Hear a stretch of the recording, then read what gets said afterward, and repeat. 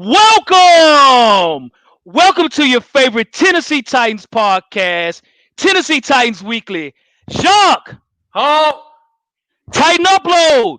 Tennessee Titans Weekly. Welcome, folks. Welcome. Welcome to the Chop Up, y'all. We are here. We're here, man. Here with one of our favorite podcasters here, man, and Titan Upload, man. We appreciate you joining the show. As you all know, man, he's one of the best when it comes to content, everything you need to know about the Titans, man. Hey, please go to his page. Please subscribe to his page on not only on YouTube but on Twitter and also on Instagram, man. You will be like really into it, man. I'm telling you. These are tough shoes to fill, you guys, after Vince Young. I mean, I feel like a lot of pressure for this episode, but thank you guys so much for the invite. Yes, sir. Yes, sir, man. Yes, sir. So we're so glad to have you on, man. And when we were on your show, we had a lot to talk about during the show and even after the show. We had so much after the show. We probably could have made 3 shows in one, man. That's what folks don't really realize after the show, man. So yeah. So you, as far as your, I looked at your website too about your shop, man. You want to talk about your shop that you currently have right now? Yeah, I'm starting the new logo came out this past week. So put a lot into that. And now we're going to put it on a shirt, see where it goes. But no, big things happening, I think, for all of us. And football is one day closer, and I know we're going to get into a lot of this stuff today, but I'm still hopeful, and I still think there'll be a season. And like I said, it's just exciting just to think about our Titans having a real opportunity to go really far this year. Absolutely. Absolutely. So it looks like we might have lost Jacques. I was thinking about StreamYard too, man. It happened to me in our last Chop Up show. Let me see if I can put him back on here. Just a second. I apologize, folks. Let me see what we got here. Uh-oh. I tell you what, the first time you guys went live, you pulled it off. I know, man. I know. I told go on, but you guys did. You pulled it together, and it was a fun show. A lot of comments in that comment section. Yes, absolutely, man. And I was telling Jacques, man, he held it down while I was so frustrated and pissed off, man. It was unbelievable, man. So yeah, yep.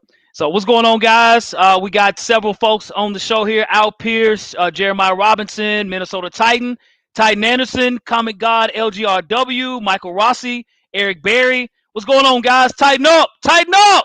Tighten up. I don't hear y'all. Tighten up. We here. Welcome to the show, folks. Welcome to the show. We'll get Jacques on here. I'll give him a few more minutes, man, and then we'll get rolling, man. I will say, Upload. I looked at your website as far as the gear that you have, dude. There's some really nice looking stuff, man. It really is. And much luck to you in that, man. Keep pushing, bro. You've been saying you're going to create a website and things, man, and you're doing it, brother. So good job, man. Thanks, man. I appreciate it. I've never built a website before.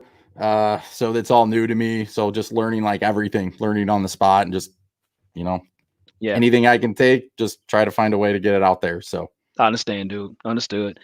Well, good deal. Jacques just texted me, said I'm coming back. I said, okay, cool. Okay, cool. All right. Okay.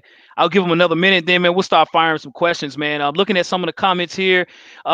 Jameson Meza, you're correct. We will definitely be talking about that as far as the disrespect that the Baltimore Ravens are giving us at this moment. Almost as if they've had amnesia or something, it was a fluke game. So we definitely will be talking about it. And it's really probably the top part I'm going to be talking about because the Ravens boil me up, man. No lie. So, yep. Excuses. Yep. I never really thought Lamar Jackson. I don't know. I feel almost disappointed in him. I didn't feel like he was that guy. No, he wasn't. He wasn't. And when you look at the stats are a little bit misleading as far as his passing yards. We allowed him to do certain things in the second half. It was like, well, but you're not going to score any touchdowns, right? Nope. And we have mentioned before, you've mentioned it in your show, and I did as well too, is the fact that going into the game, when you look at the Ravens offense, it's very, very simple. And, it was nothing complex. They run maybe 5 plays, and the Titans played into that, and that's why they couldn't beat us. It's just they got out-coached. They got outplayed. I mean, just simple as that. It wasn't where they just had a bad game or they overlooked us. They were not a better football team. So I was confident we was going to beat them. I was confident. And don't overlook us when you had a whole bye week. Yes. To get healthy and get ready to go. I get it. Maybe you thought the Patriots were going to win and you were going to end up playing the Texans, but at the same time, I mean, Yep. Got to be ready if you want to be the big dogs, right? I mean, that's That's just the right, way it sir. goes. That's right. That's right, man. That's right. So I'll give Jacques a few, maybe another minute or so, man, and we'll get started, man. So a lesson I learned in my life, man, back in college about excuses, man, is that excuses are the tools of incompetence, honestly, and they are built for bridges of nowhere and monuments of nothingness. So when I look at the Ravens, that's what I think about. It's a bunch of excuses, Yeah. and yet the media won't give us our respect, and that's okay. That's all good. Yeah. It's always been like that for us. It's a slow process. I think Yep. Good Morning in Football on NFL Network. I think, Yes. Nate Burleson, I think those guys put a little bit more into us than Yep. everybody else, but That's I right. get you, man. It's tough. It's really, Yep. really tough sometimes. Yep. D Dowell, what's going on, good brother? You say you like the red Eddie. You know that. You know what it is, bro. All right, there's Jacques. Hey, Jacques, King Jacques. internet problems. I'm telling you. It's all good, man. It's all good, man. It's been raining here in Nashville today too. Yes. So yeah, man. Yep. Durka time. What's going on, good brother? Andre Jackson, King Isaac. What's going on, y'all? All right. So Hey, before we get started, yes, I want sir. to give a big shout out to Titan Upload. We really appreciate you doing the show. Yes, Hey, sir. no, Long time shout out to you guys. Hey, definitely. So it's good to have Upload on the show. Like I said, we paying it back. We here. Let's what we say. Chop it up. Chop it up. Chop it Chop up, it man. up. Chop it up. So folks, get your knives out, man. Get your celery sticks, your carrots, and everything. Get your board ready. We about to chop it up, y'all. I don't know if you all have eaten dinner already, but we about to get things served, man. So the first question I want to ask here on the chop up. Again, fans, you guys can populate things on the comments, man. We are definitely looking. So Upload, I want to ask you first. Now, we just kind of talked about the Ravens and how they underestimated the Titans, man. So how do you feel about that just in general, man? Do you feel that, do you feel it's due, or do you feel like the Ravens just lost? How do you feel about that, man? I honestly, I mentioned this on Twitter. I feel like we punched him in the mouth, and we punched him in the mouth early. The Ravens were never able to recapture, anything, and we just kept pounding away at them. And yeah, they did put up stats and all that stuff. I get it, but at the same time, it's a lot of excuses. And you guys have been on this from the beginning about how the Ravens have built their team for next year, trying to basically beat us. I mean, look at what they did to their defensive line. Henry ran all over them. But honestly, I think it's just an excuse. And I've already mentioned this to Hawk, Jock, when you were away, but I'm really kind of disappointed in Lamar Jackson. I never really felt like he's the cover on Madden 21. I just never felt like he was that type of guy to kind of basically give an excuse and say, yeah, we weren't ready, whatever, we would have been fine. And then how many promotional items have you seen where you have Lamar Jackson and underneath, I can't remember what it says, but it's like nobody can stop him, right? Right. Yes, Yep. Dean Pease stopped you. Yeah, he did. And that's the only issue I'm having about this season is we don't have Dean Pease. But if Right. we did, I would feel very confident going into that Raven game. Absolutely. Facts. No paper. Absolutely, man. Yep. What do you guys feel? Who do you think, Jacques? Well, and we know it's the Ravens, and me and Hawk have talked about this since last year when we were getting ready to play them in the playoffs. I mean, I'll never forget that. We were sitting in the car looking at film on the Ravens, and we was like, oh, no, we can beat these guys. And it's disrespectful to really think, hey, we wasn't focused when we came into the game. No, it was y'all actually played a better team that knocked you in your mouth, put you on your butt. And to me, I'm gonna be honest with you, Lamar Jackson is not an elite passer. He's an athlete. He can run all day, but passing to me is not his strong suit. Now, did he quote unquote put up the stats in the game? Yes, he did. But I mean, can he duplicate it when it's time to take away that element of his game, which is running? Can you sit back there and throw the ball? And he showed that not really. He can, but he can't. I mean, I've seen a couple throws that the one throw that he had to the tight end where he overthrew him. And I was like, okay, well, we're putting Lamar on his pedestal like he's Patrick Mahomes and he's like a top 5 quarterback, and he's really not. And for them to say that, I'm like, no. I mean, literally, the Ravens to me are a team that makes excuses for everything that they do. Every loss that they have an excuse for it, no accountability. And with this point, with the Titans, it's like, hey, we came in, we were more focused, we were ready, we were knocking you in your mouth. The national media didn't think we can win. No. Majority of everybody else didn't think we can win. I know me and Hulk had a different say so about it. We knew we were like, hey, we can come in here and literally beat these guys. But the fashion and the way we beat them was remarkable. And of course, you know, we're the number one target. But I was talking to Hulk earlier, and I was telling Hulk, I said, we don't actually know if the Ravens will be good. We're going off what we seen last year and what Lamar Jackson and the Ravens did. We don't know. I mean, can it be duplicated? Yes. But once the Titans gave you the blueprint on how to stop Lamar Jackson and the Ravens, you think every other NFL team is not looking at the film and like, hey, this is how you stop it. This is how you stop it. Yeah. Agreed. So I know the Ravens, we play them week 11, and I know right now, the Ravens are in the locker room, and they're doing this on their calendar right now. Y'all see that? They're circling our name on the calendar. Titans. Y'all see that, right? Titans. That's what they want to see.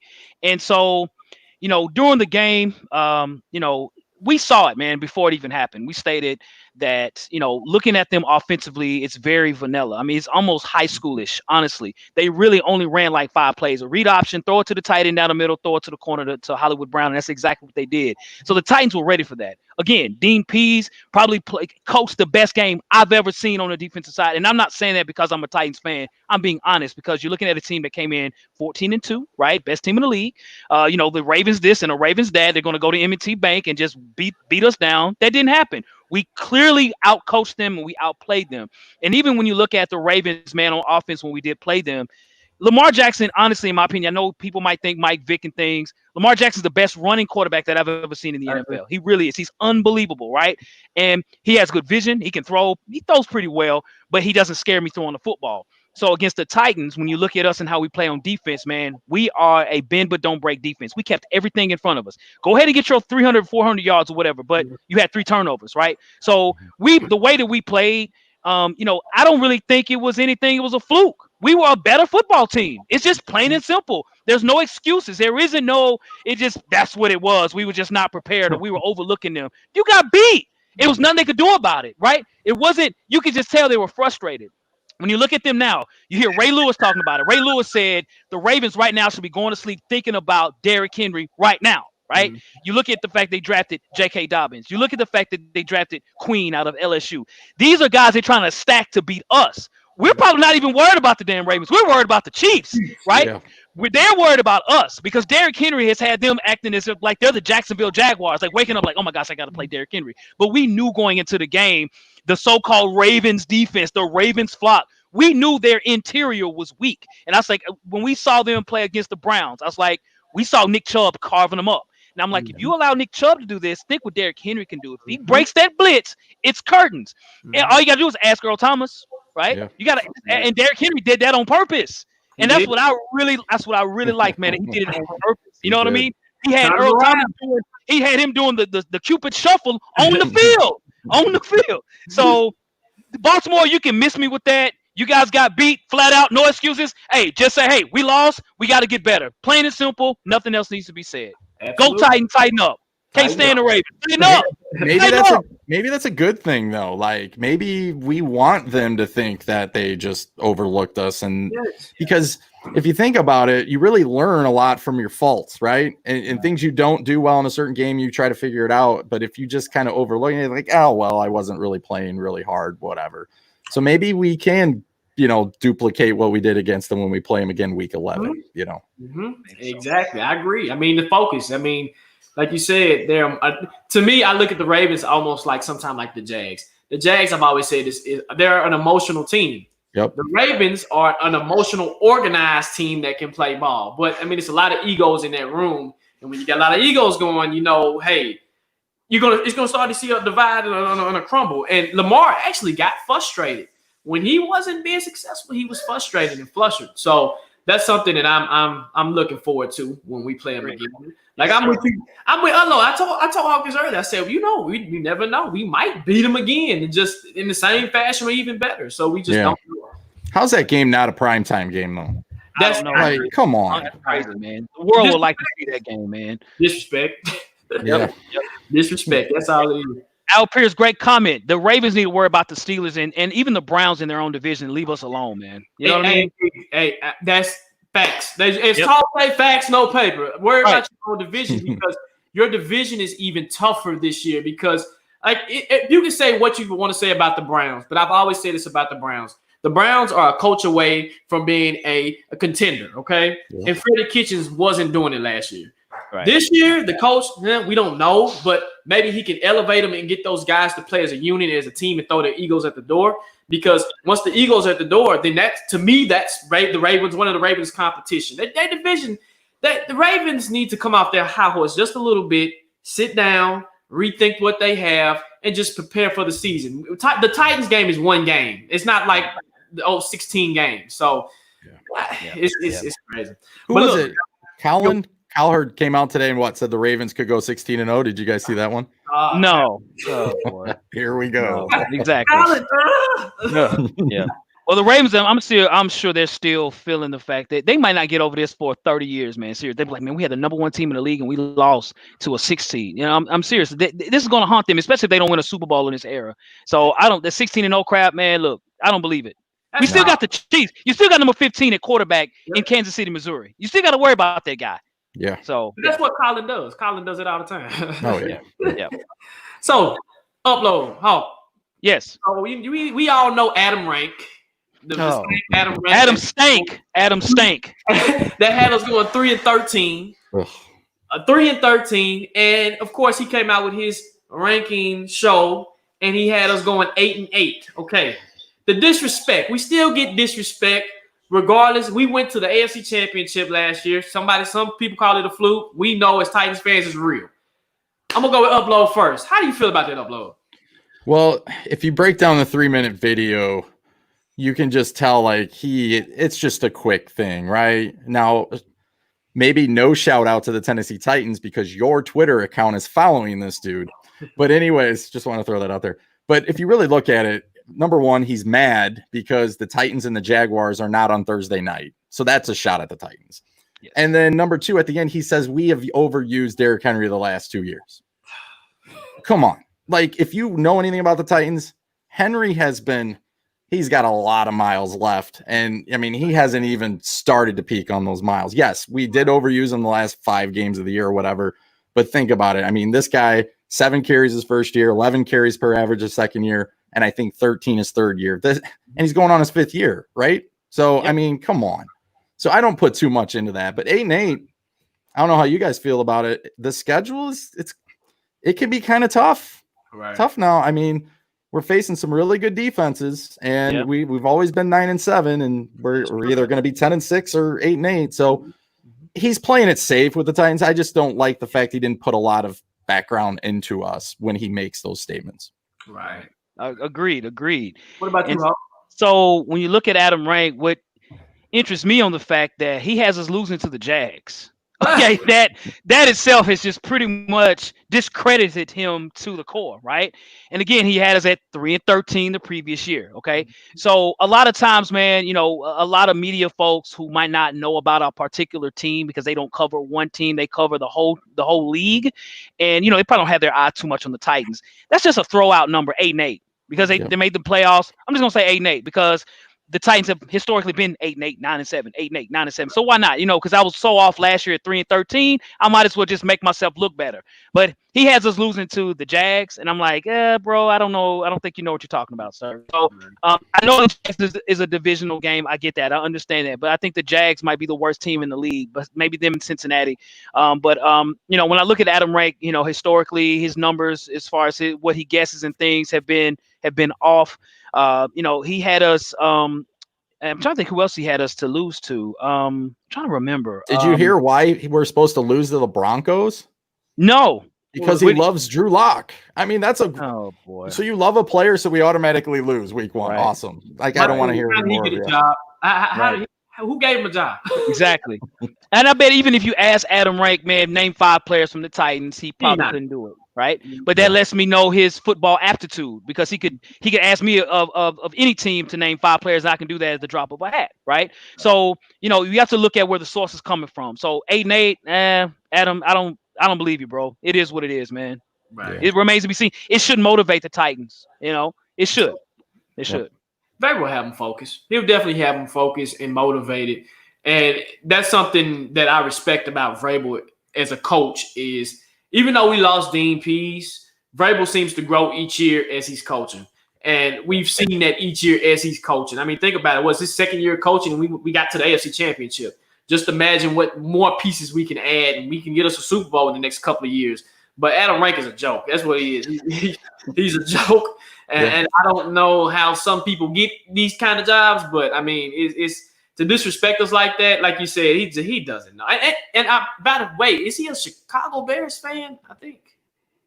Not sure. I think he's a Bronco fan right now. He's got them even beating the Chiefs and being the number 2 seed. So, boy, man, wow. And I mean, and what's so weird, even in that regard, with more teams in the playoffs, Adam Rank has us not even making the playoffs. Nope. That's what's so crazy. And I actually think the AFC is watered down. I don't really think there's that many good teams in the AFC. It's wide open. It's wide open. Our division has gotten worse because I think Houston is worse, Jacksonville's worse. The Colts have gotten better, but it's really us and the Colts, in my opinion. And then you look at Baltimore, yes, Pittsburgh, probably, the Browns, probably, and the Chiefs, of course. The Broncos, I don't know. I don't see how we can't make the playoffs. Yeah. We essentially have about 85% of the team coming back. And so that's pretty good because in the NFL, it's always a constant turnover. And so we got, the biggest loss we had, in my opinion, was Jarrell Casey. But, hopefully we'll sign Clowney and that will eradicate that piece. So, I don't know, man. Are you guys still hopeful on Clowney, by the way? I am. I'm actually more hopeful than I was, man. Oh, wow. Yes, I am. I'm very hopeful. He hadn't been signed by no one else yet at this moment. Nope, he wants to go to a winner. Right.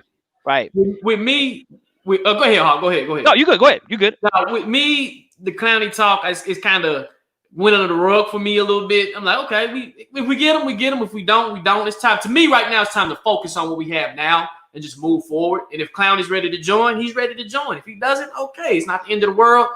I know our defensive line will suffer, but hey, we have to work with what we got to work with. And it's just, I hope we sign him. I mean, but the way he's moving and dragging his feet, he's hoping for a pipe dream. And I'm like, Clowney, brother, ain't nobody signed you yet. And I don't think you're not going to get the money that you want. Yeah, I understand you're trying to hold out, but come on, man. Come on to the Titans. We'll welcome you with open arms. Absolutely. Yeah. Definitely. So speaking of the Titans, we spoke a lot about Derrick Henry. Jacques, as you know, Derrick Henry is my favorite player on the Titans, has been for several years. Definitely glad that we are able to at least sign him to where he is right now, at least for next year, with the tender that he has now. But so, Jacques, I'm going to ask you this question. So as far as his contract, right now they're trying to work on some things, and I think they'll get something done here within the next week. Do you think the Titans and Derrick Henry will come up with a favorable contract? Do you think it'll be something that Derrick Henry will walk away from the table and be like, yes, and the Titans will be like, yes, or will one of them leave saying yes and the other one with their head down? I would say yes and yes. And why I say that is John Robinson is known for paying his players that succeed. And we know Henry has succeeded. Now, I tell Hawk this all the time, Upload. John Robinson is a type of GM that if you succeed early in your career, you're going to get paid after that 5th-year option. Look at Bayer. Bayer got paid after his 5th-year option. We made priority to get Taylor Lewan. Yeah. The thing that hindered Henry at the beginning was his rookie year. And we know he had a rough rookie year, which he wasn't used right from the beginning. And Hawk used to pound the table all the time saying, hey, Jock, they're not using them right. And I seen it. I was like, okay, you're right. But he also had to work on some aspects of his game. And I think if he would have had that early success as a rookie, as a Titan, I think we would see Henry right now getting probably the contract that Tannehill got, right? Yeah. But now, do I think he will hold out or anything like that? No. Derrick Henry loves the Titans. You can tell he loves the Titans and he wants to continue. He loves football, so he just wants to keep playing. And if he can almost play for free, he would. But it's a business. You have to play. But with me, I think they're trying to come to that agreement, and I think they will eventually. But he's getting paid more than what he was on that rookie contract than he was when he signed his tender. So I actually do think that they'll come up with a deal. Will it happen before training camp? Probably not. In the middle of the season? Probably. We don't know. So yeah. And I don't think it hurts your cap too much. You're already slotted in for 10.2 million. So let's say you pay him 12 million a year for so many years. I mean, I know a bonus and stuff might interfere with that a little bit, but for the most part, I think we should be good to still be able to go and get our guy Clowney. Right. Absolutely, man. I actually think, man, I think both parties will leave the table full. I think they both will walk away with a smile on their face. I do think it's going to take a while. And Jacques, you brought up a heck of a point. It might take to midseason. I mean, I don't know, because again, we're in a tricky spot. Derrick Henry, ladies and gentlemen, is a running back. Okay. So with running backs, teams are very careful of paying them. If you look at Ezekiel Elliott, Le'Veon Bell, David Johnson, guys that have been, paid pretty high, but can you say that they've received their dividends from their money? I don't know. I think the team could probably say probably not. So when you look at Derrick Henry, I think the key for him that'll put a big smile on his face is that upfront money. I think that if anything, that's how you have to pay running backs now to say, look, man, you might have 3 years left. Let's give you a whole bunch of money up front, and then we can break it down over the next several years. My hope with Derrick Henry is that if he does get that and does get like a 3 or 4 year deal, is that he keeps playing through that and play every year and play well within his contract. Not where it's a 1 year thing and we got him for 3 more years and then we're in trouble, right? Yeah. I think, drafting Darrington Evans will help because I think we need someone else that can kind of carry the load because Derrick Henry did, as you mentioned, upload over the last 5 games. Derrick Henry was probably averaging 30 to 35 carries a game. Yeah. So we don't want to run him to the ground like a Sean Alexander or even like a DeMarco Murray, guys that ran so much to where they can barely walk now. And I don't want that to be Derrick Henry. And Eddie George, exactly. I don't want that to be the fact for Derrick Henry because the good thing about Derrick Henry is that in his past, early in his career, he did not run the ball a lot. So he was kind of saved. He was kind of put in the freezer. Now he's out. He's ready to run now, right? He's older. He's wiser. Now he knows how to run. He's not taking real big hits. He's putting the hit on people, so I think they'll come up with a deal. And I think both parties will walk away with a smile on their face because Derrick Henry has mentioned he wants to play here for the rest of his career. Yes. Yeah. Yep. I think that Texan game really showed a lot to me that Vrabel went out of his way to keep him in the game, to get the record.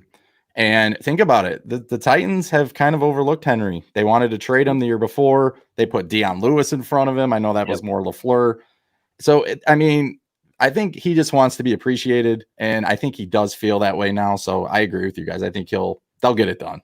Right. Yes. It's too good not to get done. Exactly. Absolutely. And you don't hear him bashing either. You don't hear him acting like Jamal Adams, bashing the team. Derrick Henry's been cool. Even on Instagram, he don't really say much, man. He's like, I'm going to play this cool. I'm going to wait till we get to that table and then get paid. Then I'm back to me, Right. Yeah. That's why I have confidence that a deal will get done because of his actions. Like you said, he's not a Jamal Adams. And if you guys just look at the trend with John Robinson, let me know what player has actually held out. I would literally sit there under the John Robinson era. Which player has held out? Even in the comment section, let me know which player has held out. Yeah. That tells me that you have a hell of a GM, and the GM cares about your well-being as a player. And if you're successful, he's going to pay you. Yeah, you're going to get paid. Yes. So even look at Vaccaro. Vaccaro came in, he proved himself, got a nice contract. So, and Taylor Lewan, we didn't really think Taylor Lewan was going to get a deal, and he got a good contract. So I have confidence that they'll get a deal done with Henry. And just imagine Henry here 5 years, 6 years. That's amazing to have a running game like that, and then having Arrington here to take the load off of him. It's going to be amazing, man. He's got a lot of carries left. He does. You break him down to Eddie George, Chris Johnson, and look at their first 4 years, and then his. Right. He's got a lot of carries left. So I feel good about 3-4 years, definitely, to get it done. Yes. And he deserves it. He does. He does. He carried us, man. He did. Flat out.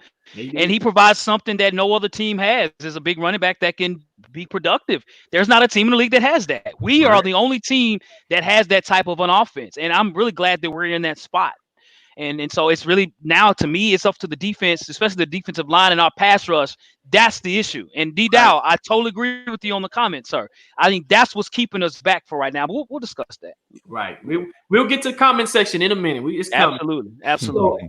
gentlemen, I have another question. Now, we know we're living in some crazy times. 2020 has been a whirlwind and a circus. And we know football is coming up, and we have something that's called the coronavirus that's still here. And we're hearing different rumblings. I don't know if you've probably got the email since you're a season ticket holder, Yep. the survey that went out to the season ticket holders about will we feel comfortable going to the games. So with that being said, and I'll go with Upload first, will there be football played A in the fall, and B, how would it look? Well, Dr. Fauci came out today, kind of put a little wrench in, some thoughts by saying that, there might be a chance that there isn't going to be football. But I'm telling you, there seems to be a lot more youth camps and youth stuff going on. College seems to be a go, SEC especially. So I think the NFL is going to push through it. But honestly, it's all going to come down to what Goodell thinks as far as what is fair. Can you have Chicago play with no fans and then have the Bucks play with a full crowd? Is that fair?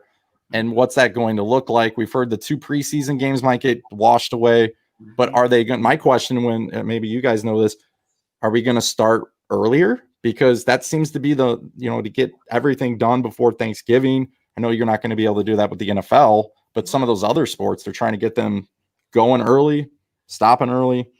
You don't want to spread it and all that stuff, but I don't know. I feel like half the country doesn't think it's a big deal anymore. So we'll just have to kind of see, but what's that fairness going to be is my number one question that I would want to ask Goodell, honestly. Right. What about you, Mark? So I was sharing with Jacques earlier, man. I have 2 sons that play AAU basketball, and I just got a message today stating that there's no spectators at the game, so they got to actually live stream their game. I'm like, wow, that's crazy, right? But that's the world we're in right now. And yes, I did see the Dr. Fauci piece as well today upon his thoughts on the fact that there won't be an NFL season this year. So this is what I would say. I actually thought going in that we would start on time. I don't think we're going to start on time.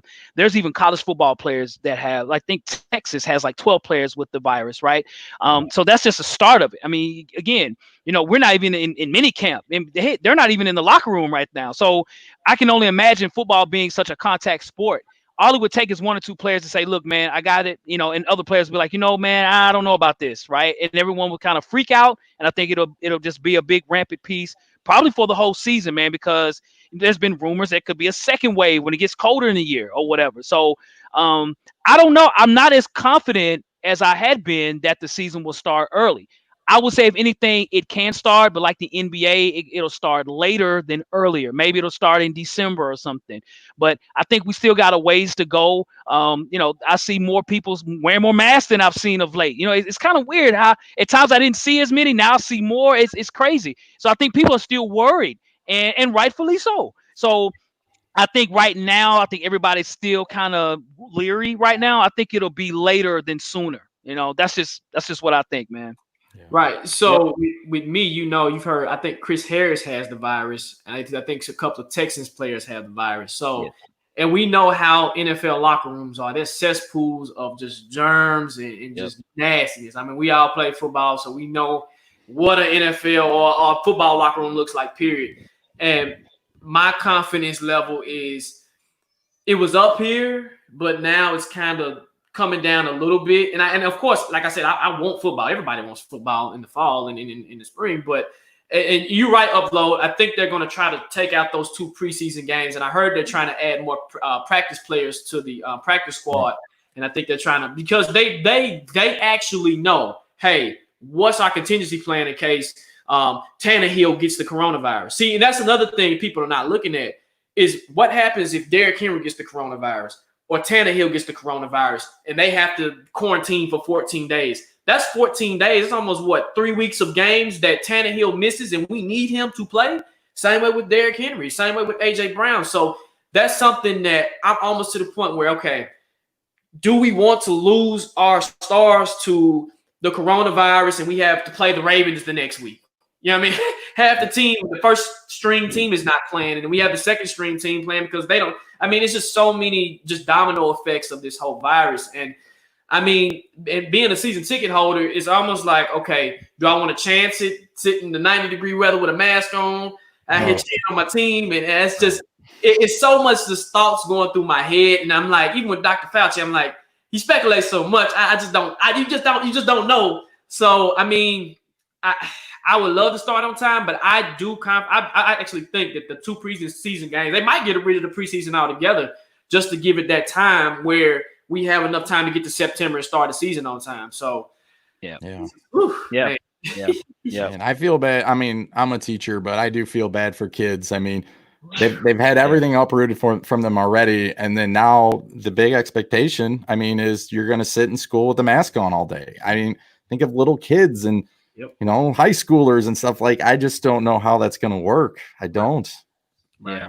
I don't either, man. I don't either. And as Andre Jackson stated in the comments, man, look, we got to have football back, man. We miss it, man. You know what I mean? We really do, man. Sports period. Sports period. We don't have hockey. We don't have baseball. We don't have basketball. Exactly. I mean, literally. I mean, when is the last time we haven't had sports? I mean, even back in the old ancient times, they had some type of sport. I don't care if he was kicking a branch around or something. It was some type of sport. Right. I mean, facts, no paper. That's right, dude. That's right, bro. I mean, right. It's just. I mean, just imagine not having football, and it's just the fall comes around, and like you said, Upload, you're a teacher. We have I have a first grader, man, and just imagine her wearing a mask all day. That's just I hate that. So yeah, man. Yeah, it's yep. So definitely. Absolutely. But I, like on the flip side of that, I mean, can we come together? I mean, that's the question. You got Florida, they're spiking now, and I went to Casey's, so no free shout outs to Casey's today, but they had we were picking up our pizza, and there's a thing on the door that said you need a mask on. Well, what happened to me? I forgot my mask, so I had to go all the way back home. I come back, there are 5 or 6 people in there with myself, and I'm the only one other than the Casey worker who has a mask on. Right. So I said, what's the point of me going to get my mask now? Like, so I mean, that's some things that I just don't know how they're going to work that out, and with how many different teams playing in different arenas. And I mean, I heard a bubble with the NBA. Did you guys hear that? I mean, that's not realistic for football. It's not. Right. Yeah, it's not. That's not. It's not, man. You like you said, it's not realistic. I mean, this is a weird time to be alive, and just a weird time in general. And it's almost I hate to see our rookies go through this and not really have a rookie season and a rookie mini camp, and just to get to experience their rookie season and shit. Because if we don't have football, just saying hypothetically, if we don't have football, just think about it. These rookies that we drafted this year will be rookies again next year, along with the next rookie class that we got. So just that learning curve that's going to happen is just going to be just insane. It's just like a domino effect, man. It's crazy. It's crazy. Yeah, it is, man. It is. So, well, folks, what we want to do now, man, we want to chop it up with you all. We want to give you all a chance as well to ask us questions, and we will answer them and everything, man. We're always excited on this part of the show. I just saw a message from Classic Ross's side. Yes. Well, I got one message that I seen that came through, and this is a good message. Then we'll get the classics. Good question. 501_Youngin44 said, he said, am I wrong for wanting Cap as a backup quarterback? Nope, you're not at all, sir. Nope. So, Jacques, you and I discussed this, man, as far as a need for the Titans, as to why we drafted Cole Anderson, right? Am I saying that right? Cole McDonald. And the fact that, when you look at, our backups now, we got Logan Whiteside, right? Woodside. So when you look at the team itself, when you look at the backup quarterbacks, there's a lot of NFL teams that need backup quarterbacks. And the question I would ask of anybody is, out of 64 quarterbacks, are we saying that Kaepernick couldn't be one of those guys. We couldn't give him at least a chance to see how well he can do. So I don't see it being a problem if we brought him in to try out. I see the Chargers might do that, but somebody could give him a chance to see how he does. What about you, Upload? What you think? Our backup situation, honestly, is a mess because I feel like there are a lot of people in the room right now that would say they're comfortable with Woodside. I'm not being disrespectful. I'm not. I'm just not, right? And I can't put it on a 7th round rookie to come in. So I'm not going to put that on Cole. But I mean, I'll be honest with you. Okay. The 5 free agents we could have had. I mean, one of them I listed, and I thought I was going to get a lot of crap for was Bortles, just for the simple fact that Bortles at least has experience. He can do some things. But if I'm willing to sign Bortles, then I got to be willing to think about Colin Kaepernick, right? I mean, on the surface there. So it's just what the issue, I think, with Colin is where is he going to go? Where does he feel he can start? Because I ultimately think you make the Super Bowl, guys. I mean, you feel you could start anywhere, right? I mean, that's just human nature. But where is that spot? The Titans, let's be honest, was it 2017? Mm-hmm. We had a quarterback issue, and we passed. I mean, we didn't even bring him in for a tryout. So is Colin going to have any hard feelings towards some of these teams that did pass on him? That's going to be something that he can only obviously answer. So. Right. And I agree. I mean, with Cap, when you take a team to the Super Bowl like this, and when he came out of college, a lot of scouts had him as something like a hybrid quarterback, somebody that's athletic, he can run and he can throw. And Cap has a good deep ball on him. So that was something that when you seen him first, he's like, okay, he's your typical athletic quarterback. He's not going to do nothing. And then when he got in that system, in Harbaugh's system, Harbaugh was able to elevate him. It was almost the Lamar Jackson effect, where Lamar Jackson is ironically in a Harbaugh system and he uses your strengths. And with Kaepernick, when you, like you said, Upload, when you take a team to the Super Bowl, hey, I want to start. I haven't played in 3 or 4 years. I'm itching to get out there and start. And with our backup situation, if Tannehill goes down, I am nervous. Okay, very nervous. I am nervous.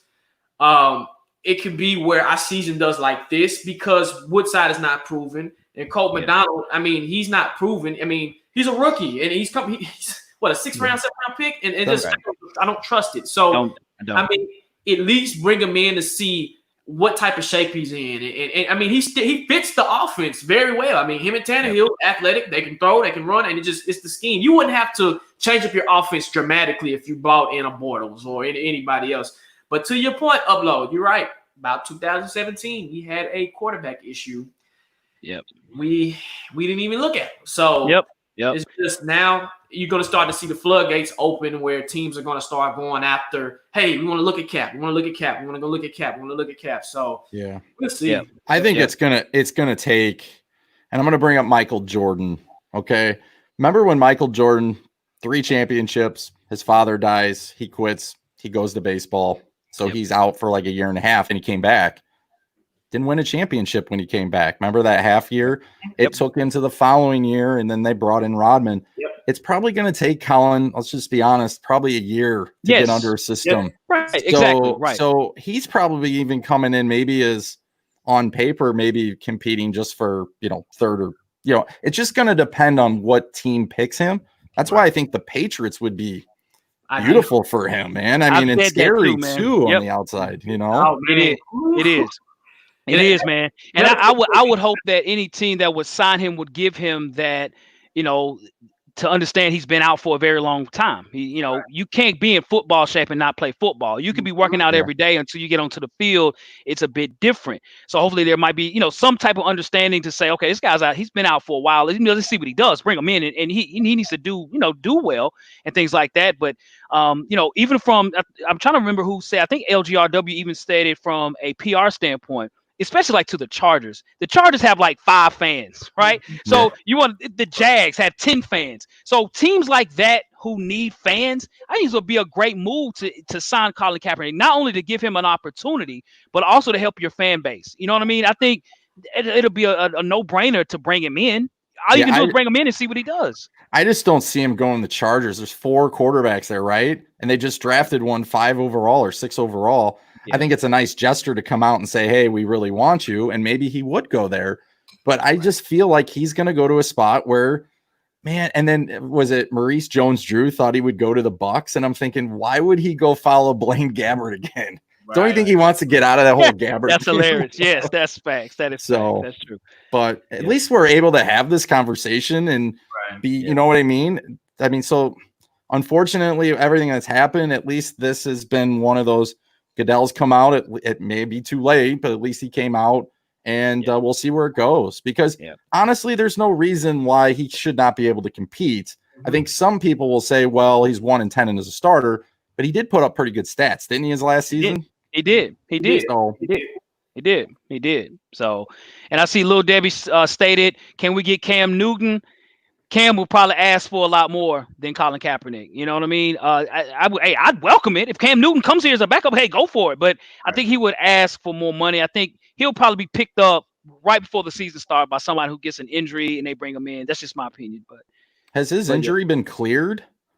From my understanding, yes. No, it has been? Okay, because I know that foot's been a big concern, and with this whole virus thing going on, that really hurt Cam, unfortunately. That's right. But I'd love to have Cam in here. Yeah, me too. Bring him in, man. I mean, bring him in. He's from Atlanta, so he's not far from home. We had Mariota and Tannehill last year, and exactly that was one of our strengths as quarterback. It was. Wow, that'd be amazing. Yep. Dirk said Cap can pull a Mike Vick and come back from being out of the league for you. That's true too. He can be. Bring him in. I mean, hey, why not? We're trying to win football games here, right?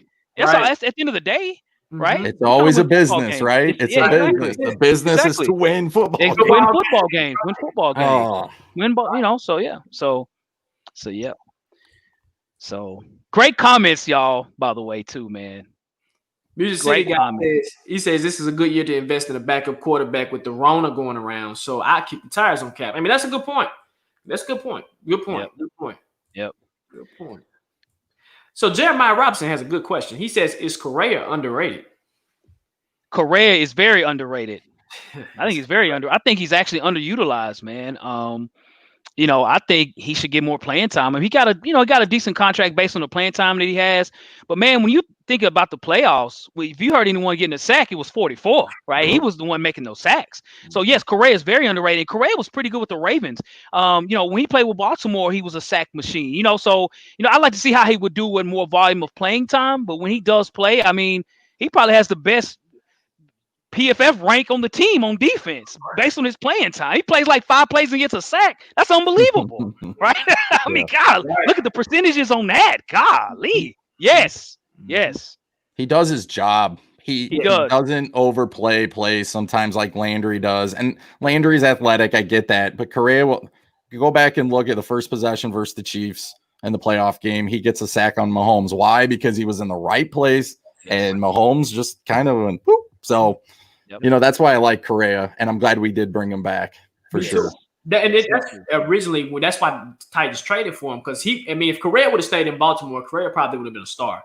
I'm just saying. And like good point, Upload, is he stays in his lane. That's all he does is he stays in his lane. And even with the Baltimore game, I mean, 44 was sacking. He had Lamar Jackson on his back. I said, okay, Correa is starting to break out. So with the defensive line that we have now, he will get playing time, especially if we don't bring in Clowney. He has to get playing time. Right, he really has to step up. And just with the defensive line that we have now with Correa, with Landry, with Robinson, is it Derrick Robinson? I think no, we got Robertson. And then you got the kid from Georgia that we drafted last year. Walker, Walker, yes. right. Yep. Hey, I mean, I've seen the kid play at Georgia. He has a high motor. I just hate that he got injured last year because I would have loved to see what he does. So people don't count him out yet. Hawk, you've heard me talk about this kid so much. So that's something that I think looking at him play, he needs to fine-tune his game. But once he fine-tunes it, we might have something special. So, I mean, Correa, he is underrated, man. And he is. He'll get more playing time, definitely. Yep. So Lil Debbie and Lion King 81 at the same time asked about DeAndre Walker for the season, man. So we hope he. Yep. I'm telling y'all, DeAndre Walker, when he was at Georgia, and I think he won number 18, I believe. And this kid he was a wild animal, literally a wild animal. And I was like, who is DeAndre Walker? And when we drafted him, I was like, he's going to be something special. It's just with the injury that he had, you can tell when Vrabel works with you one-on-one, Vrabel sees something special in you. Vrabel wants to get his hand on you. That's something Vrabel loves to do. He loves to hit you and see how powerful you are. And when Vrabel is one-on-one, he sees something. Okay, kid, we can fine-tune this. We can do this. We can do that. So with Derrick, oh yes, we gonna just people wait. I mark my words. Today is what June 18th. When we come back, if we have football, he'll probably be one of my sleepers and my diamond in the rough for the Titans this year. Yeah, and that worst Clowney, maybe they really aren't. Maybe they. I mean, it'd be nice to have Clowney, but they do have faith in these guys. They didn't draft any pass rusher, so I mean that's a really good point, Jock, that you made too. So I will just Walker.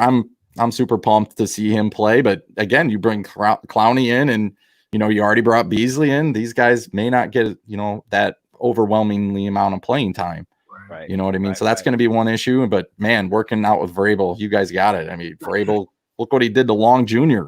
I mean, I know exactly. Out of nowhere. I was like, who's 51? Who's this guy? Right. Right. I call him Baby Jayon. That's Baby Jayon.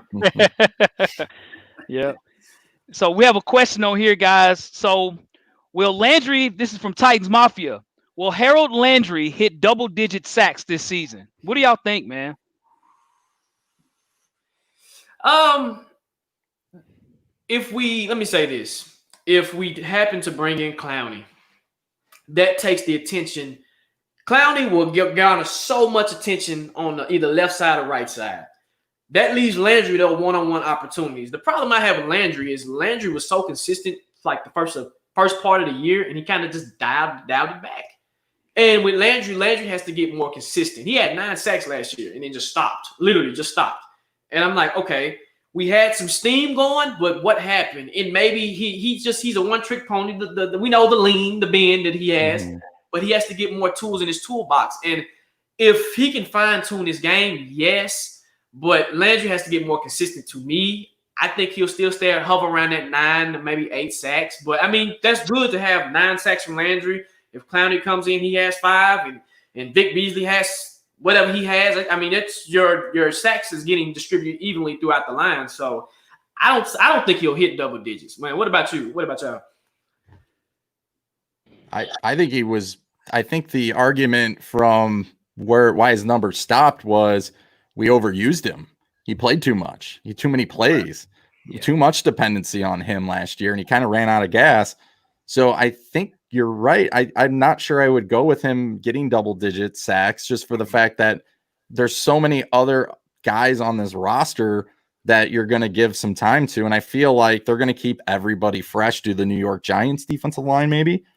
Maybe that's a smarter way to go. But you're right. If they bring Clowney in, I mean, everybody's numbers are going up because Clowney's going to take so much. And somebody mentioned in the comments, Big Jeff. Big Jeff's going to take up a lot as well in interior. So I still think we need another defensive lineman to go with Daquan Jones. But Me too. Me as well too, man. And you guys answered it. I mean, it's the question is Jadeveon Clowney in that math equation that we're saying, right? To add to the double sacks. If he's not there, he probably won't. If he is there, then he will. You know what I mean? That would open up the floodgates for everybody else as well. So yes, definitely. Right. Yep. So it looks like let me see. Okay, so LGRW says, will Jonnu Smith overtake Corey Davis as our second option for the pass game? I think he's more a dynamic player. What do you think about that? You're not going to find a bigger Corey Davis fan than me, so I'll let you guys talk first. Okay, so this is what I will say. I'm going to say Jonnu Smith is a beast. Jonnu Smith has a lot of ability. He's gotten better over the years. He's probably improved more than any Titan from his rookie season to last year. He has the ability to go hit a home run at any point in time based on his speed, his size, and ability. But I don't think he would overtake Corey Davis in this offense. When I think of Jonnu Smith, people might think of Delaney Walker. I think Delaney's a better receiving tight end. I think he can get open better, runs better routes. I think Jonnu Smith will have a better season. Now, I will say that. But to be our number 2 receiver, I still think Corey Davis, as hungry as he'll be this year, you understand I'm the 5th pick of the draft several years ago. They did not re-sign my contract on my 5th-year option. I'm angry. I'm getting open. I'm about to get open. So I think you're going to see an angrier Corey Davis that's going to want the football. So I think Corey Davis he'll be primed to have a better year than he's had throughout his whole career. So and Hawks know I've gone on record to say Hit the like buttons, folks. By the way, hit the like buttons. I'm going to say Corey Davis will have a big year this year. And the reason why I will say that is because last year, if you think about it, Tannehill had more chemistry with the second string, which was A.J. Brown. Right. That was his primary target. The thing is, quarterback, receiver have to have that chemistry. Once Tannehill gets that chemistry with Corey is one of those receivers that he's not a receiver that will come out of his breaks. He's not a quick receiver that comes out of his breaks fast. He'll let the play develop. He'll come out of his break it down, run his route, right? You have to utilize Corey, what Corey's strengths are. And what I seen when he was at Western Michigan, Corey was amazing. And Hawk, when we drafted him, I know Hawk was like, you the 5th pick of the draft. But I said, Hawk, just give this man a chance. Corey Davis is a beast. I mean, literally, it was when they were playing in the bowl game. I'll never forget this. The quarterback threw up the ball, and it was like 4 or 5 defenders around Corey, and Corey just snatched it up. And I said, that's his strength. He's a 50-50 guy. You have to throw the ball up to allow Corey to catch the ball. And that's something that Matt LaFleur hasn't done it. Arthur Smith barely did it. So I'm like, okay, you need to play towards his strength. And once you play towards his strength, that's when you know you have something great. And I feel like Corey Davis is going to be a beast because people, if we let Corey Davis go tomorrow, he will go somewhere and he will ball out. You give Corey Davis to a Tom Brady. You give Corey Davis to a Patrick Mahomes. Corey Davis will have a 1,000-yard season. And plus, also, I let a rookie get 1,000 yards over me. I'm not letting it happen again. So, no, I think Corey Davis will be the second option. John New will play his part. And, yeah. What about you, Upload? I know you said you're a fan. Yeah, I'm a huge Corey Davis fan. And it does frustrate me because I don't feel like they use him to his strengths like you guys mentioned. A lot of people will get on him. They'll be like, he's a 5th pick in the draft and, he's not making plays and AJ's where it at. I'm telling you, AJ is going to be getting maybe double covered. He's getting the best defender every game. Mm-hmm. And for all the fans out there that are kind of pushing Corey, you need Corey Davis. You need him to have a great year. If he has a great year, the Titans will have a great year. So Michael, I know Michael's in the house. Michael has sent me, his Corey Davis. He agrees with me. So I'm glad that, Michael, go ahead, voice your opinion. Do you want Corey Davis? Do you not want Corey Davis? Some of you want to trade him already, but I think he's going over 1,000. I don't know. I think he'll make the Pro Bowl, but you know what? I feel like this is going to be his year, and it's going to make J-Rob at least think about re-signing him. Mm-hmm. You know what I mean? Yes. I agree. So agreed, man. We're going to need him. We're going to need him. I mean, yeah, no question. We need him. He balls out. We're going places. Okay, he gets 1,000 yards, and AJ Brown gets 1,000 yards. We're going far. We're going far. I told Hawk this earlier. I said even when we play the Ravens, remember Henry was the he was the caveat of the game. It was Henry. Imagine if Corey steps up. Imagine if AJ steps up. Imagine if John New steps up. Those are weapons. So if Corey Davis gets 1,000 yards and AJ Brown gets 1,000 yards, that's Super Bowl. That's Super Bowl contender. That's definitely Super Bowl contender. Jeremiah Robinson had a good question. He says, who will have the most interceptions on the team this year? I think that's an easy answer, man. The guy that wears number 31, man. The guy that wears 31 that played in Middle Tennessee State, man. The Blue Raiders, go Blue Nation. Okay. That boy Kevin Byard, okay? I think this year, man, when you look at the rookie Christian Fulton, getting out onto the field, I think the offensive now will throw more against us maybe than what they've had over the past several years. So that will give him more of an opportunity to dare folks to throw it down the middle. Definitely Kevin Byard. Our corners that we have, Malcolm Butler, Dory Jackson, they're not big interception guys. And Malcolm Butler does get his share, but they play the ball. They're knocking the ball down. Kevin Byard plays in space. Kevin Byard is arguably the best safety in the league. I'm going to say this. When it comes to pass coverage, Kevin Byard is the best safety in the league. And I'm not saying that because, again, I'm a Titans fan. If you look at the numbers, you'll understand what I'm saying. It's Kevin Byard, man. Kevin Byard. What about 31, baby? Byard is a really good. I would pick Byard, but for the sake of the argument in the show, I'll try to think of someone else. I think it might actually be Fulton this year. Why? Because I feel like you'll have a Dory Jackson out there. You'll have Butler out there. You'll have Byard will be playing over the top, probably helping out. Maybe they try to pick on Fulton a little bit, so he'll get a little bit more action his way. And the Byard thing, if you were going to say he's not going to have the most interceptions, it's just for the simple fact it's the Dion effect. They're not going to throw it to him. They're throwing the opposite way, but that's what he does. I agree with you.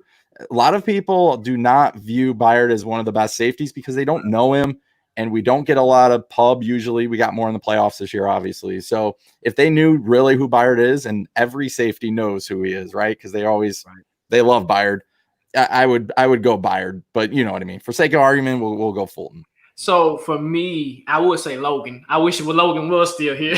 Oh. he led the secondary like almost in interceptions. I'm actually going to go with Butler. And it sounds crazy to say that, but when Butler was on fire, Butler, he's a mix. He pats the ball down, but he does pick the ball off. And I feel like he has something to prove, especially when coming – people are going to say it, but he's in a contract year. Butler probably – and hopefully I hope this don't happen, but with us drafting Christian, we're eventually going to kick him on the outside anyway. So that's telling me that Butler's going to be gone anyway. So with that, you're not going to throw – Jackson's way, because and I've told Hawk this plenty of times. Jackson has, to me, shutdown potential. Jackson is an athlete playing corner, and he just needed to learn how to play corner. And now he knows how to play corner. Just Jackson sucks at catching the ball. But when he was at USC, he was amazing because he played receiver there too. So it's almost just like fell off. But to me, it would, and I want to say Byard too, but I don't think, like I said, they don't throw deep middle like that, and they don't throw down the field like that most of the time on the Titans. They like the outside. So to me, I feel like it'll be Butler, but not by a large margin. But to me, honestly, I feel like the whole secondary is going to eat this year because of just what we have, and it's a good mix of speed and size. So it's going to be interesting. But I like the Christian Fulton argument because of Christian got picked on while he was at LSU. Yep. What was the other corner's name? Is it Singletary or Singleton? For LSU? Yes. Stingley. Stingley. Who will be a top 2 pick the following year. No question. Stingley, didn't nobody throw his way. So Christian just almost had to grow up. Literally, he had to grow up. Like, okay, I have to take the responsibility, and just all the action that he's going to get. And I've heard them trying to kick the tires on moving Adoree in and putting Christian on the outside. Have y'all heard that? I have. It makes sense. It's not a bad option. How do you feel about that? If you have, nowadays when you look at the NFL, man, a lot of teams are featuring the slot receivers, a la Tyreek Hill, who lit us up in the AFC Championship game, right? So think of having Adoree guard him over Logan Ryan. Logan Ryan's about as fast as I am, right? Right now, right? So you have to look at, when you look at the slot corner, Adoree would fit that role perfectly. Adoree Jackson's unbelievably underrated, man. I'm telling you, Adoree Jackson's incredible at corner. So a lot of times, the faster receivers, the Will Fullers, guys like that, and they put him in the slot. And so I prefer to have him in the slot over being on the outside if they make that change. Right. I'm all right with it. So a lot's going to depend on your defensive line too. Well, if they can get after the quarterback, these guys are going to be putting up tons of interceptions. Right. Yes. So question for y'all and the comment section. Do you see, and in the comment section, press 1 if you feel like Christian Fulton, I've said this on the last show, will be a shutdown corner in the next 3 years. What do you think? Press 1. What upload? Go first. What you think? Man, I want to say 1, but after having Brian on the show over the weekend, I'll still go 1. But he wasn't as high on. He thinks we're a little high. We're way higher on him than he was. But like I said, when he first came to the Titans and I learned more about him and why he gets on you, he's really good in press coverage, can go against the run. I think he can be. Honestly, I think he can be.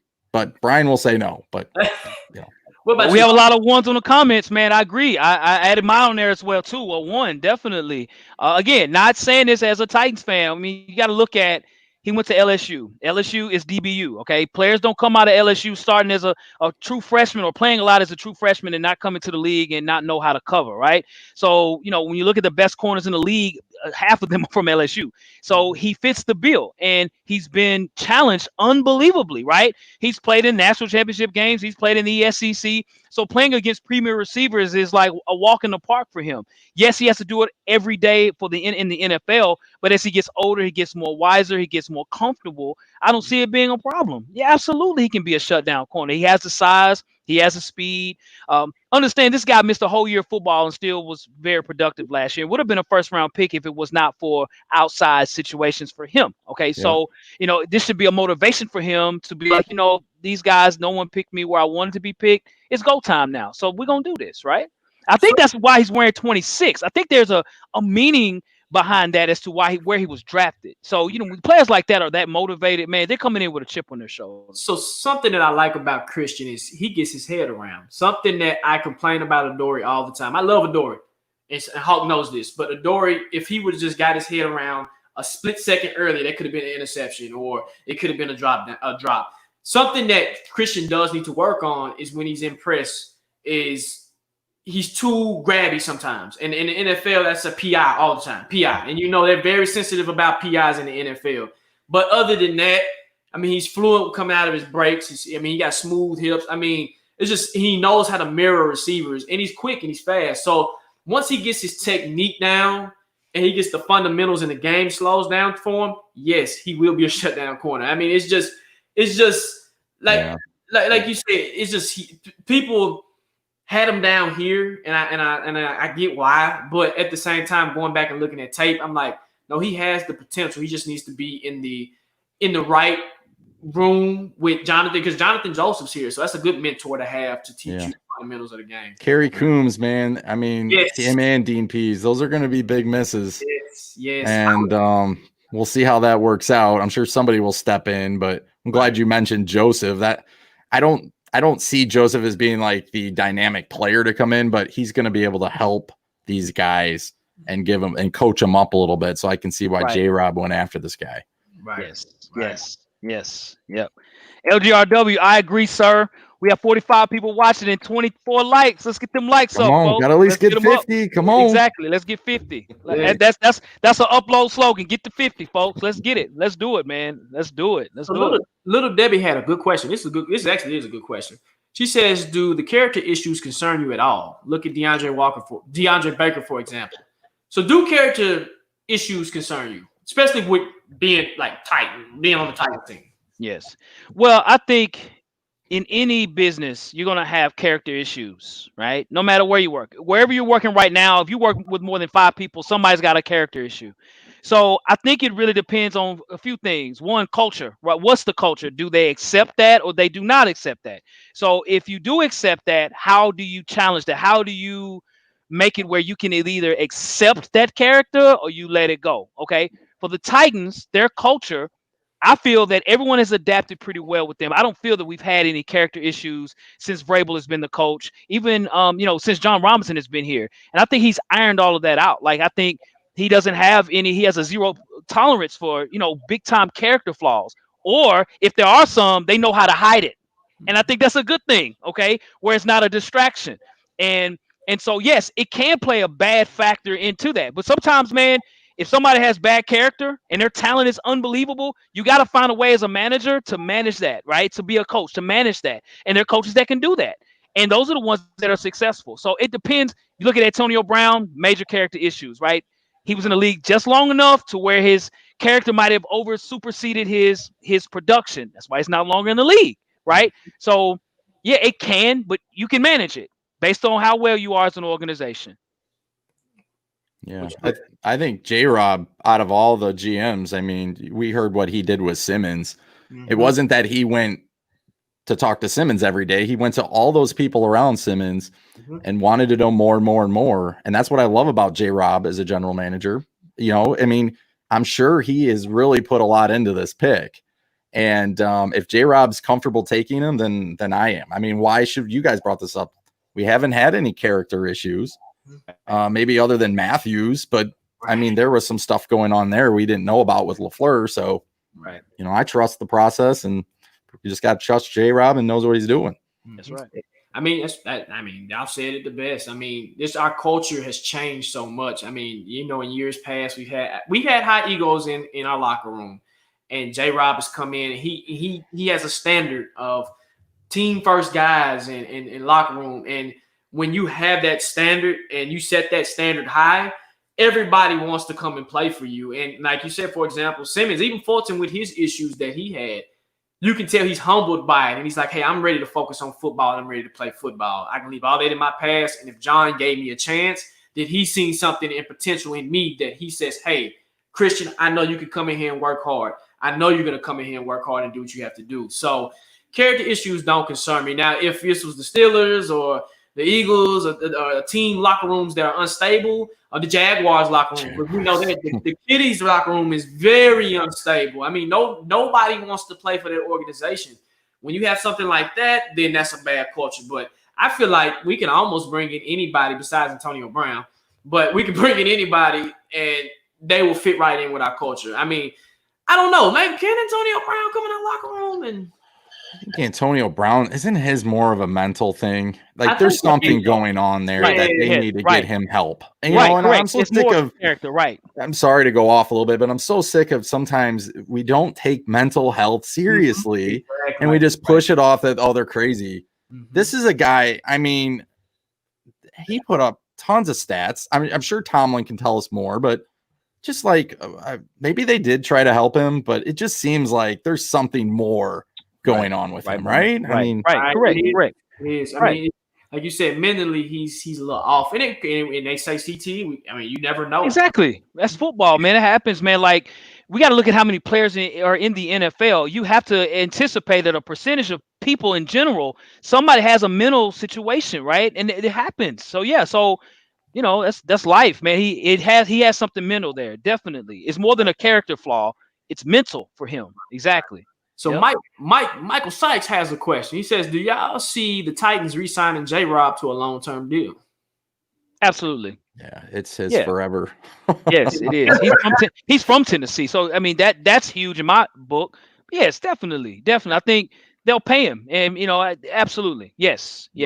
Think about this. Amy loved two things more than anything.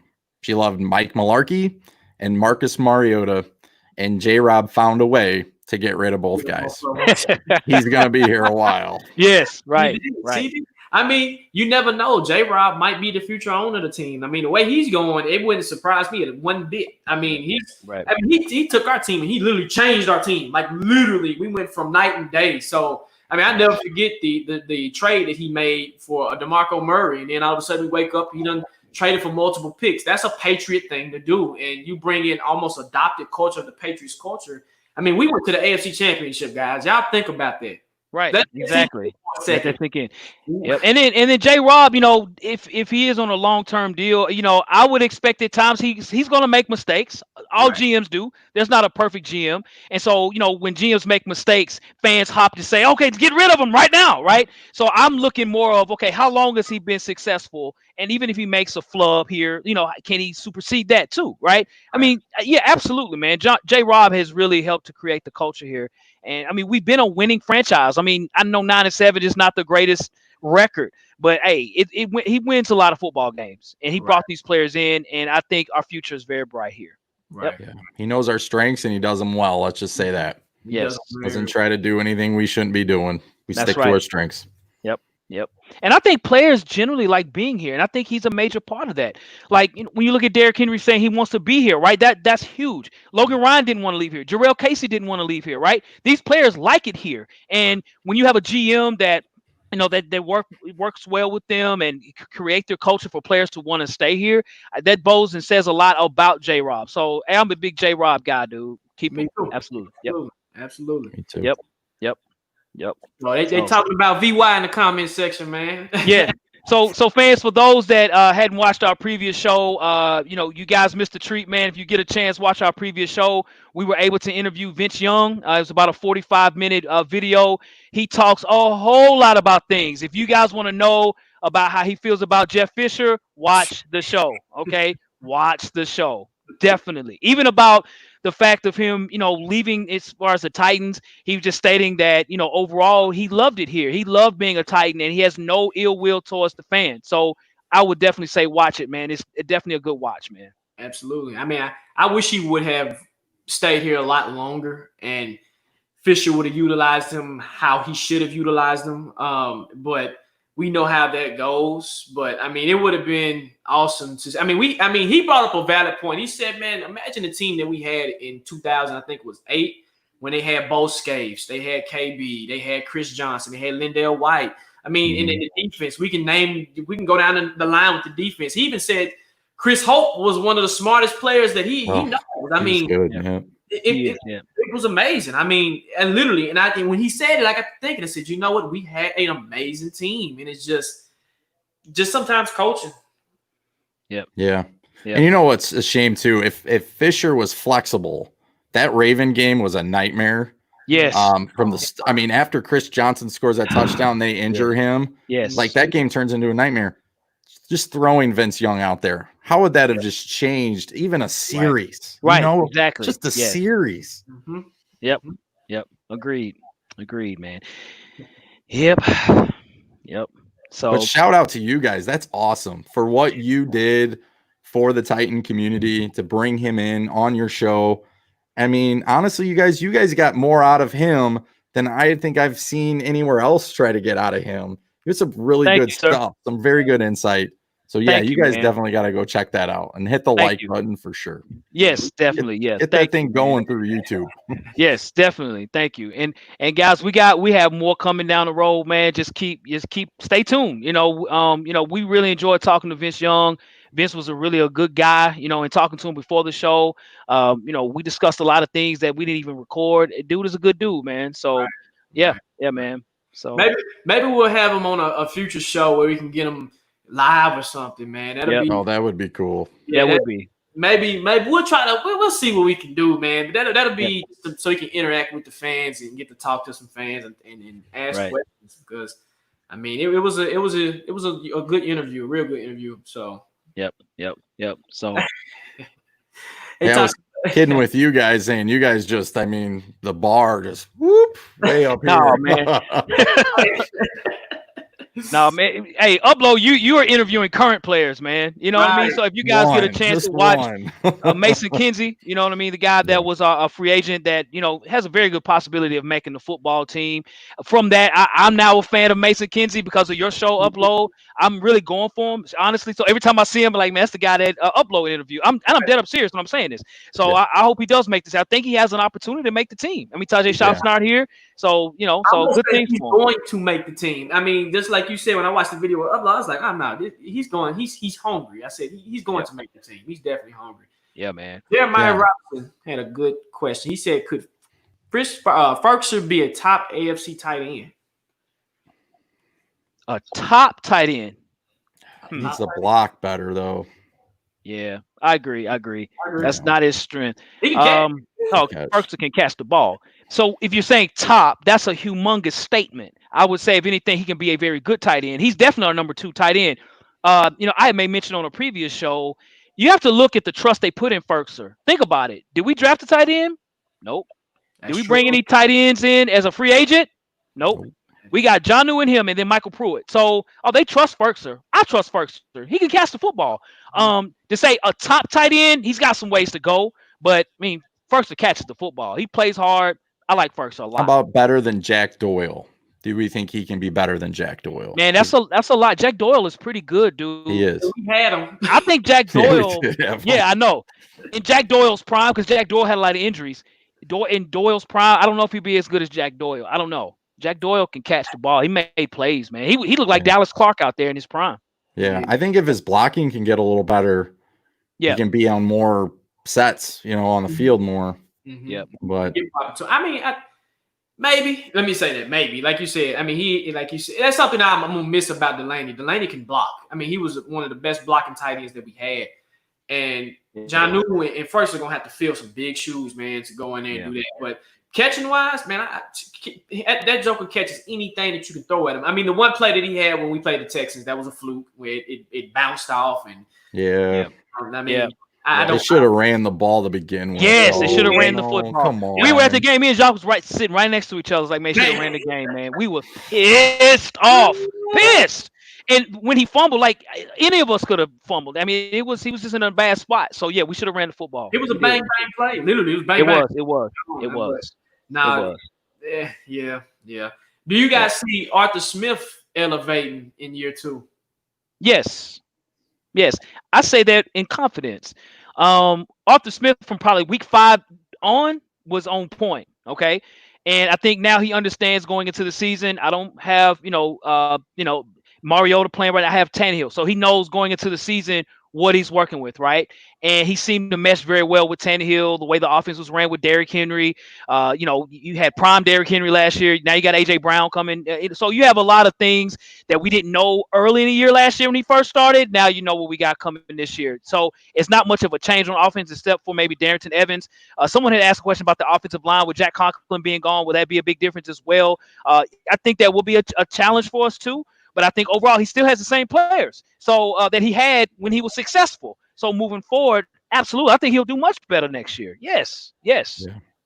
What about you, Upload? The only thing that scares me is the outside zone scheme that he found and excelled on so much with Henry, right?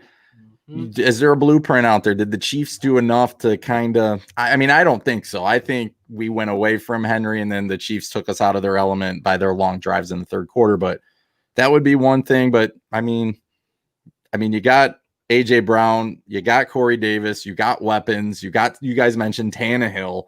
He's the guy. So there's no reason not to trust Arthur Smith. And if you went, I don't know if you heard this, but Mike Mularkey went out of his way to recommend Arthur Smith. I heard. I didn't know that. Oh, I didn't either. So, wow. I mean, that takes you a lot, I think, to go from that Mularkey would be able to do that. But yeah, I trust him. My biggest fear is I would say, yes, he will elevate in year 2. Year 3, he won't be here. Because if we continue to be successful, and I feel like he'll open up the playbook. And I guess we said earlier, imagine if Corey Davis gets 1,000 yards, A.J. Brown gets 1,000 yards, Henry somehow gets 1,000 yards. I mean, your offense is a top-notch threat. Somebody's going to want to pluck him away. So I think he'll elevate, but year 3, he won't be here. I mean, he'll be somebody's head coach somewhere. I mean, in his journey, I mean, if you know his story on how he's been the only person on that coaching staff that's been here for almost 10 years and been through several head coaches, that's amazing. I mean, you're doing something right. That's right. If you're doing that, I mean, that's amazing. That's amazing. Wow. Yep. Cool, man. Cool. So, Titans Mafia asked, why does Mike Vrabel seem to favor Cam Batson so much? So I answered it in the comments.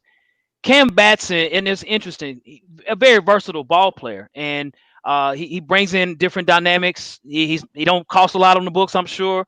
No. So, you got to have guys like that on your team, man. Special team guys that can return kicks, return punts, make tackles, can play fourth receiver at times or whatever like that. A lot of coaches like guys like that. You have guys on the team, you have one or two guys that and Jonnu Smith was that type of a guy early in his career when he was a rookie, right?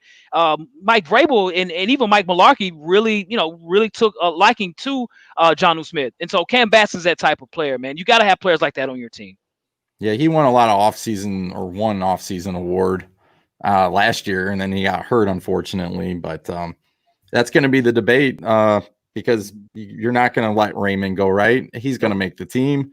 So you get one spot, which is Tajay Sharp.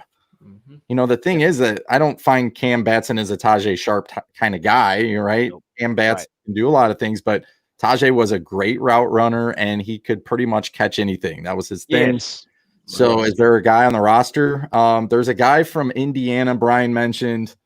He's an undrafted guy. He sat out his senior year. He got hurt, but he was supposed to be the real deal at Indiana. He's 6'3". I have not checked him out. I don't know if you guys know anything about him. Okay. I don't even have his name. All I know is from Indiana. So I'm not going to check him out to see, because who knows? A lot of these guys like Adam Humphries, he wasn't even drafted. Right. So we might have someone on that roster that comes from that undrafted pool. So be interesting. Yes, agreed. Batson, I mean, as Vrabel's boy, am I a Batson fan? Not really. I mean, to me, he's not consistent enough. I mean, he'll give you 1, 2, 3 good plays, he was doing good on kick returns, but that kind of dwindled out. So, I mean, I don't know, man. I would love to see one of the like Mason Kinsey step up and take that role. I mean, the Mason Kinsey stats are unbelievable at Berry College. I mean, unbelievable. And it's just amazing to see. So he's got the fire too, man. Yes, he has the fire. That's why I'm telling you, he's going to make the team. I mean, literally, he'll fill Tajay's spot, and he can catch. I mean, you don't have stats like that in college. I don't care football, period, and not make somebody's roster. So right. So we'll answer 3 more questions, man, and then we'll end the show, folks. Let's see here. Make it count. Yep. Westbrook's the guy's name from Indiana. Sorry, guys. Westbrook's. So if you guys want to check him out, I'm going to check him out at some point. I have Westbrooks in my family. I doubt we're related, but that's cool. Okay, I'll remember that. So T-Town Brown. What's going on, T-Town Brown? Who's going to play outside behind Corey and AJ, though, on the outside? And we know Adam Humphries is on the inside. Man, we're going to miss Tajay Sharp. I know people might not think he was productive. Man, Tajay Sharp was productive, dude. On the outside. That's a good question. We don't have anybody. No. So what did I say we should have drafted in the first round? A receiver. You had it in our show. A receiver. I mean, you did say it. I said it. I've been saying it for the longest. I said, even when we were playing the Chiefs, I was like, one element we're missing is an outside strong receiver. And we don't have it. We don't have it. Like we have it with Corey Davis and AJ Brown. But I'm saying besides that, like, they got stopped in the playoffs, ladies and gentlemen. Okay. They were nowhere to be found. So we need another playmaker. And I thought in this draft with the receivers that were in the draft, we had an opportunity and we just didn't do it. So not even in the second round. I'm like, we can't get in the second round at least, but that's another story. Man, that's a good question, T-Town Brown. You might have the question of the day, bro. Because we don't. Question, man. Yeah, we don't. I'm stumped. I mean, literally, 501 Young 44 agree with maybe we could pick up somebody. Maybe you know what I'm saying. That's a good thought. Josh Gordon. Ooh. Yeah. Do you roll the dice on him? He's got to put the blunt down. But yeah. I mean, I'm gonna tell you somebody I did want, and the Ravens picked him up, and I hate the Ravens. Duvernay from Texas. Yeah. And Duvernay, when I went back and I looked at his tape, I mean, the Joker is fast. I think he's like a 4.3 guy, and he's a downhill threat. And when we play the Ravens, guys, don't be surprised if Duvernay gets him one. I mean, his kid from Texas is amazing. But I mean, T-Town, you have me stumped. I mean, I don't know. I mean. That's kind of scary to think about, guys, because what if AJ Brown or Corey Davis goes down? Nobody. Johnny Smith, maybe? I don't know. Maybe. I mean, whoo. Yeah. I mean, whoo. That's wow. But then again, if Tannehill goes down, I mean, Simmons goes down. I mean, that's the frustrating part with the roster right now. But it is. I forget who said, we still have time. We do. There'll be cuts, Yes, that's true. So we'll have a chance, but that's true.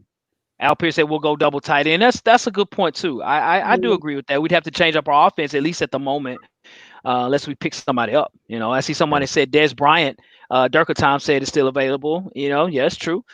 So Titan Mafia. Have you guys got to see the SMO receiver? He says, do you think the receiver we signed from SMO will make the roster?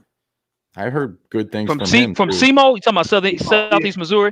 Yes. No, I haven't. No, I've heard about him, but I haven't seen any film on him. I've seen a little film on him. He's good. He's real good. How tall is he? Do we know? I want to say 6'2", I believe. Okay.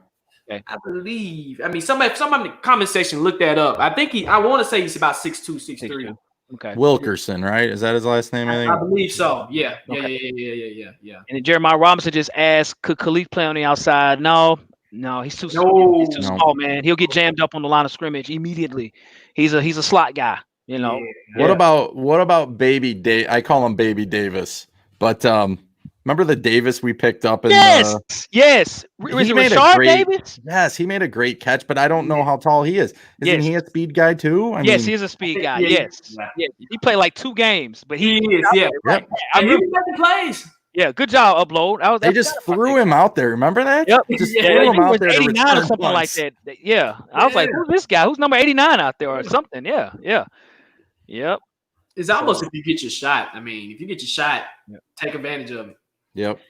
So Jeremiah Robinson asked, "Will Jayon Brown be as good as someone like Frank Clark someday?" Okay, so good question. So I'll say this: I think Jayon Brown and Rashad Evans are two players we don't talk about enough. Okay, on film they're beasts, and they both do things totally different. Jayon Brown and Rashad Evans. Rashad Evans is a killer out there, man. I'm telling you guys, like, man, he's an unbelievable run stopper.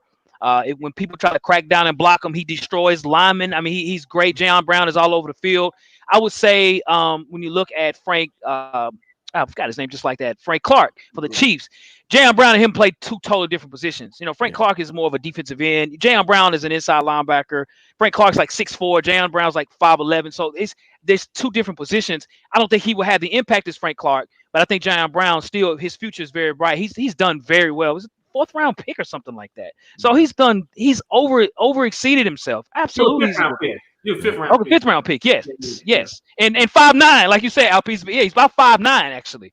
So he's a smaller linebacker. So, but he's good, man. He's good. And then Long kind of goes right with those guys. Right. He's a smaller guy, but he's quick and you know. Yep.